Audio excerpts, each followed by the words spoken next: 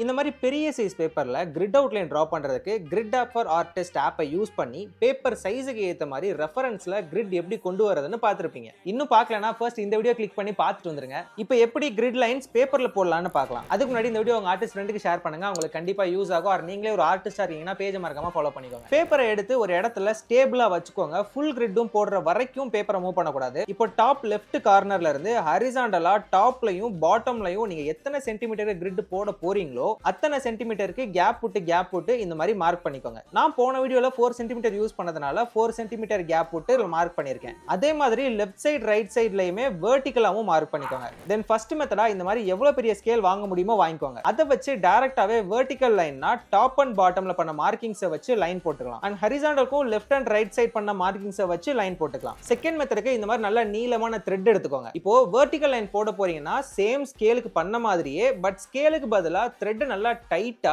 டாப்ல உள்ள மார்க்கிங்க்கும் பாட்டம்ல உள்ள மார்க்கிங்க்கும் கனெக்ட் ஆகுற மாதிரி எக்ஸாக்ட்டா வச்சு இந்த மாதிரி ரெண்டு சைடும் டேப் பண்ணிட்டு அதுக்கு மேல ஸ்கேலை வச்சு கொஞ்சம் கொஞ்சமா லைன்ஸ் போடலாம். A2 சைஸ் பேப்பரை விட பெரிய சைஸ் பேப்பருக்கு நான் டிரா பண்றப்போ இந்த மெத்தட் யூஸ் பண்ணி தான் கிரிட் லைன்ஸ் எல்லாமே டிரா பண்ணுவேன். ஈஸியா தான் இருக்கும், கொஞ்சம் டைம் எடுக்கும். நீங்களுமே ட்ரை பண்ணி பாருங்க. அண்ட் மறக்காம பேஜை ஃபாலோ பண்ணிக்கோங்க. நெக்ஸ்ட் ஒரு இன்ட்ரெஸ்டிங் ஆர்ட் வீடியோல பார்க்கலாம். பை.